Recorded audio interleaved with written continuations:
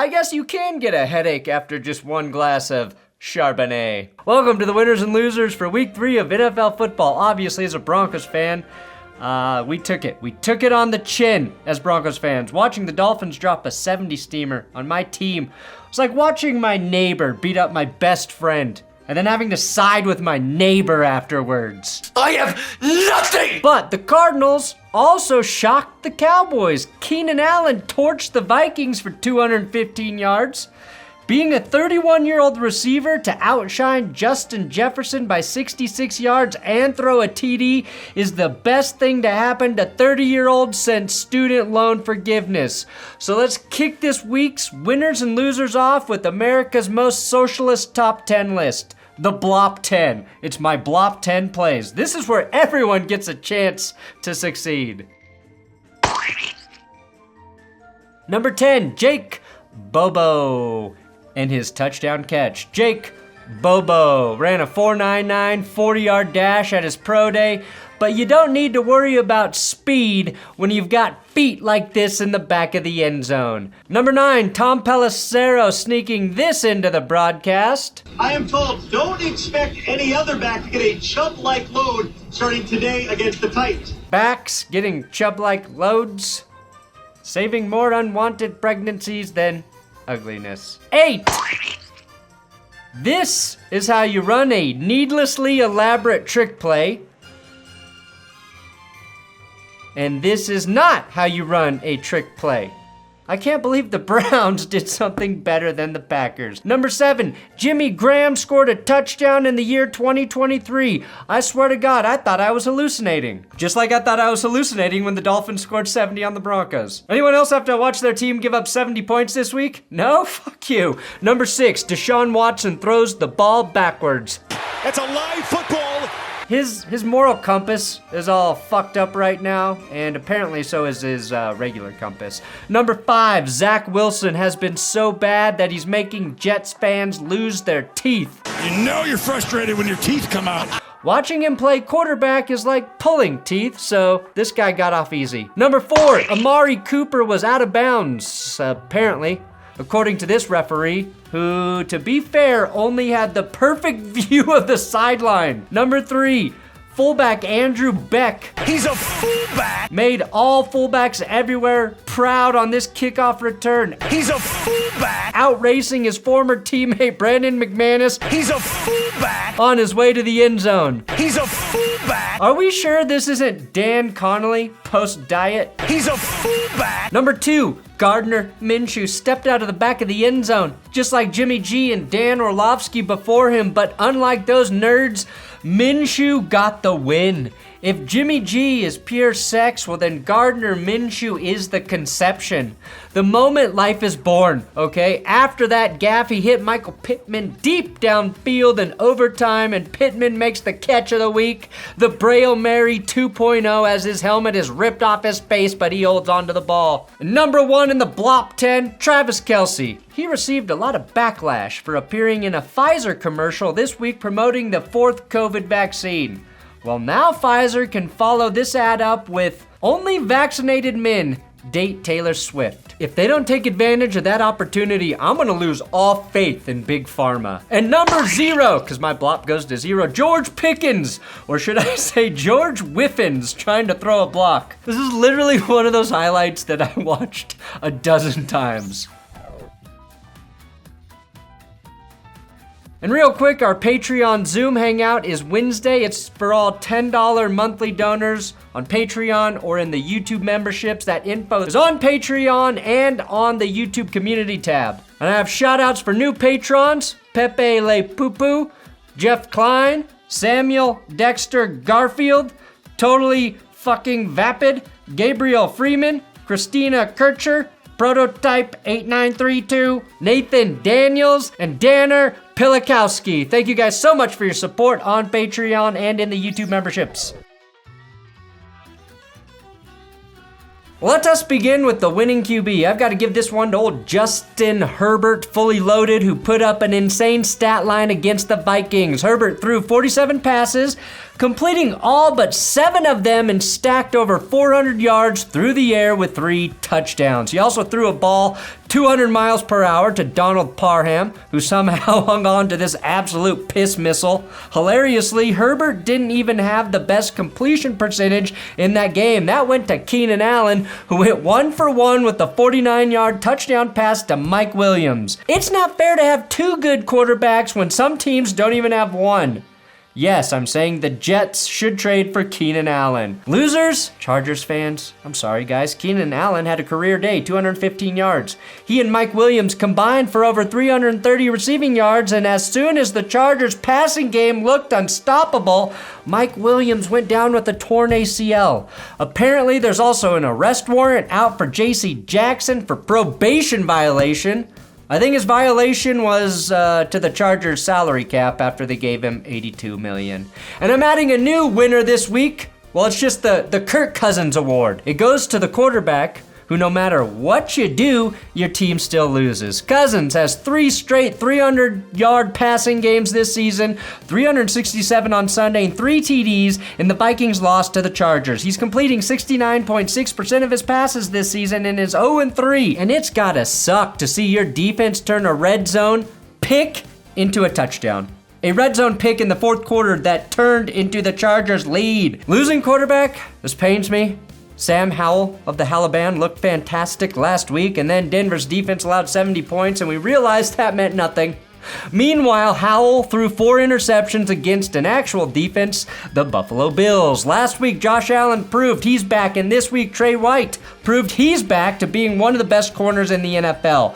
1 pick and a passer rating of 17 allowed when targeted. And not only was this a pick party, Howell got sacked 9 times. Only managing to escape the pocket and run once. In the span of 1 week, Howell went from the QB of the future for the Commanders to a massive question mark. Hell, he's even getting the Russell Wilson treatment on Twitter, where everyone's pointing out how Howell is missing the most wide open player on earth. I'd say don't worry, it gets better, Sam, but I can't lie. I can't lie to you as a young man out there. Runner-up this week, Zach Wilson, who according to Next Gen Stats is the worst QB when he's not pressured. When the line protects him, he's somehow worse at playing quarterback.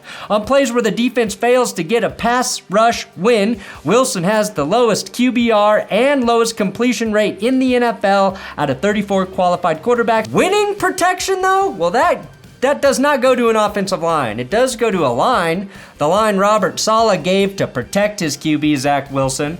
Right now, Zach is the best player he's who gives us the best chance to win.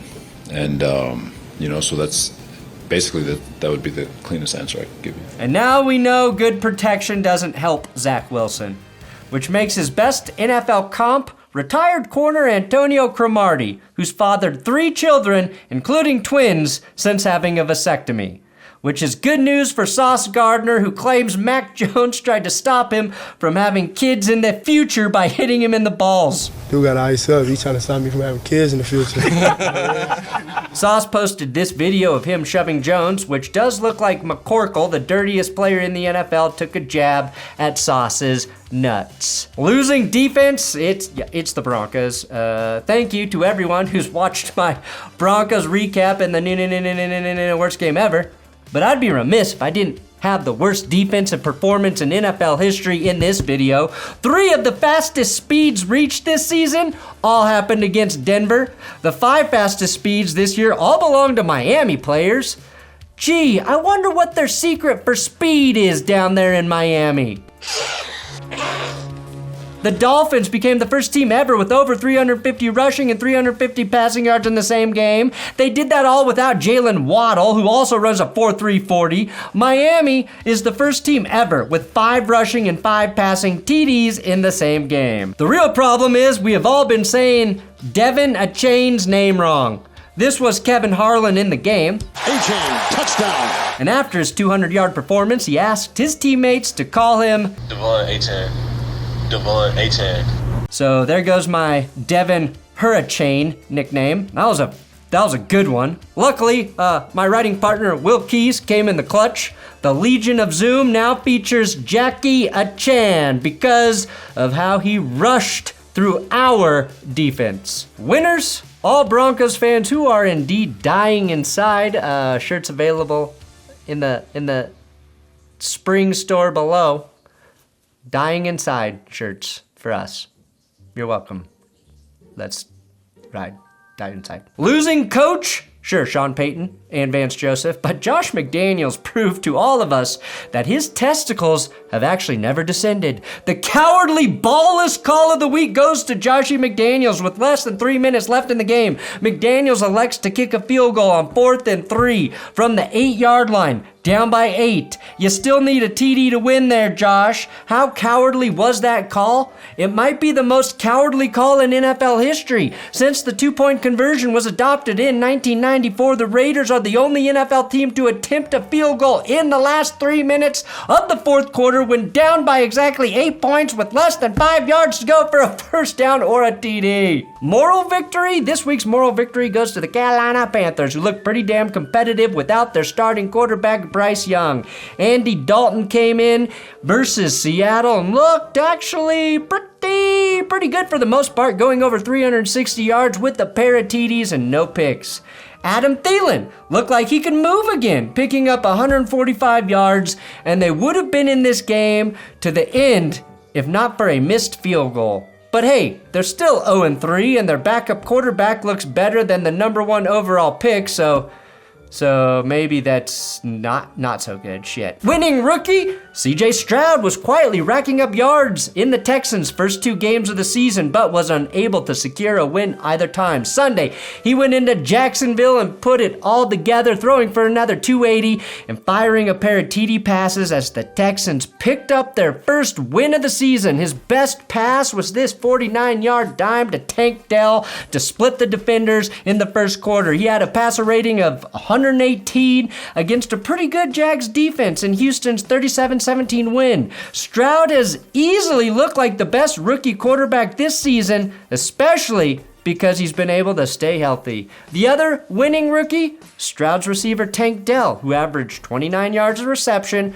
caught a TD, and raked in 145 receiving yards, most by a Texans rookie receiver in a single game. Winning kicker, Matt Gay. If kicking field goals makes you Matt, then consider me the biggest matrosexual on earth. Baltimore, Indy turned into a kicker shootout. Best leg off since Captain Dan. In a shocking turn of events, it was Matt Gay who managed to outduel Justin Tucker, while Tucker missed from 61. What an idiot! You still able to hit the high notes after that miss, Justin? I kid, you're still the best, Justin. Gay, though, was perfect. 5 for 5. Hitting from 54, 53, and 53 for the game winner to shock the Ravens in Baltimore. First kicker ever to make 4 kicks over 50 yards in the same game. Lamar Jackson rushed for over 100 yards in this game, and not a single person remembers. They probably should have talked about the no call on what looked like an obvious pass interference in overtime, but when you get cursed in the power rankings, Baltimore, that's just guaranteed to happen. The winning defense? Well, I mentioned how good the Buffalo defense was, picking off 4 passes and getting 9 sacks, but I think Cleveland deserves some real credit here. They held the Titans to 3 points, smothered Derrick Henry, who only rushed for 20 yards, and brought down Ryan Tannehill 5 different times in their 24-point victory over Tennessee. Here's a crazy thing from that game. The Titans did indeed deploy a Chubb-sized load of traveling blocking tight ends to keep Myles Garrett at bay. See that extra blocking power Tennessee used? Myles Garrett still had 3.5 sacks. The Titans had 94 yards of total offense when the negative sack yards are applied to their pure total of just 130 offensive yards. I never thought I'd see a Mike Vrabel team dominated this physically. Winners? The Packers, in what I'm calling love conquers injuries, down 17-0 in the fourth quarter. Last week, they blew a lead in Atlanta. This week, Jordan Love, sacked up and brought his team back against a tough Saints defense, taking the lead late in the game with his second touchdown pass in the fourth quarter going to Romeo Doubs. Love was not great in this game, except for when it counted. That was the Packers' second win while trailing by 17 or more points in the fourth quarter, which speaks to Love's poise. And he did it all without Aaron Jones, without Bakhtiari, without Jair Alexander, and without Christian Watson. Not pretty, but certainly gritty. Losing mustache, Arthur Smith. Smith's Falcons boasted the second best rushing attack heading into this game, averaging 170.5 yards through 2 weeks. They dropped to 9th after Detroit crushed them, giving up just 44. Desmond Ridder was sacked 7 times, twice by Aiden Hutchinson, once by 5 other players, which was huge after the team lost James Houston, and safety Brian Branch just threw himself into the Defensive Player of the Year conversation. God, the Packers gotta regret trading their draft pick to give it to the Lions for Branch. Another massive losing team, the Cowboys and their defense without Trayvon Diggs. I'm not sure how you go from an elite unit to losing to the Cardinals in 1 week, even if you do lose your best corner, Diggs.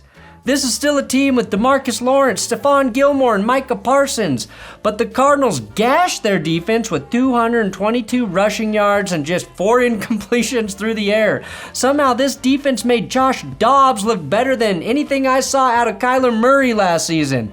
Honestly, Dobbs probably just extended his career by 5 years and tens of millions of dollars on Sunday, which makes me incredibly happy for Josh fucking Dobbs. Get your money, Dobbs. Get it. Another losing unit, dads. All football dads who are not Chiefs fans, who are also fathering young girls who love Taylor Swift, who had to watch their child become a Chiefs fan overnight.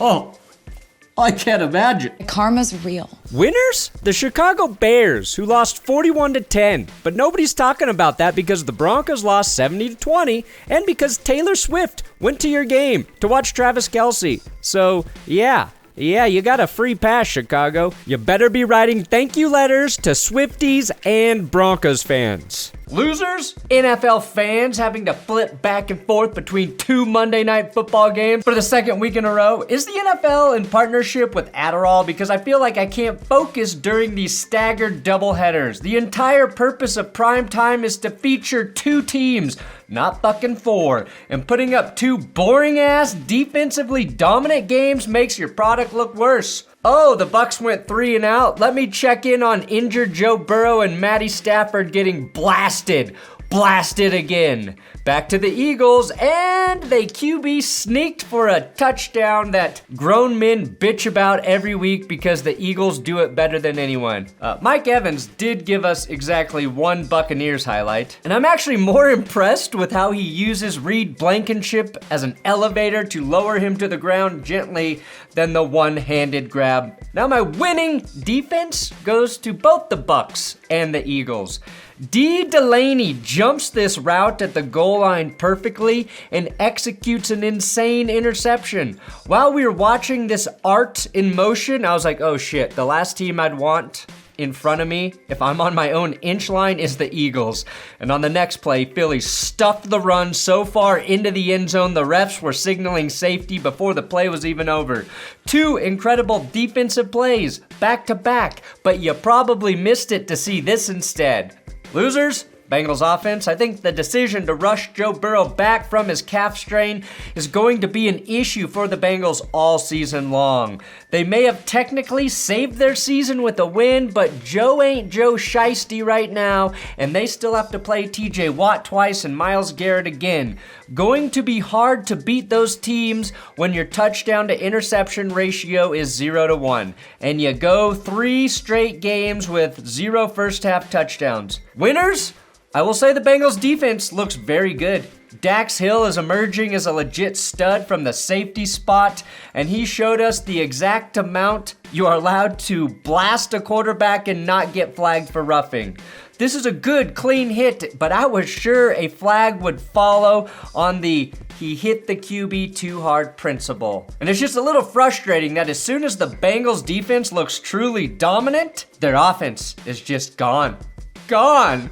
Come back, Bengals offense. We need it. We need it. He's a fullback. Thanks for watching That's Good Sports. Don't forget to come back tomorrow morning for my Week 4 NFL Power Rankings. You want to see if your team gets cursed because the curse wheel is now batting nearly 1,000.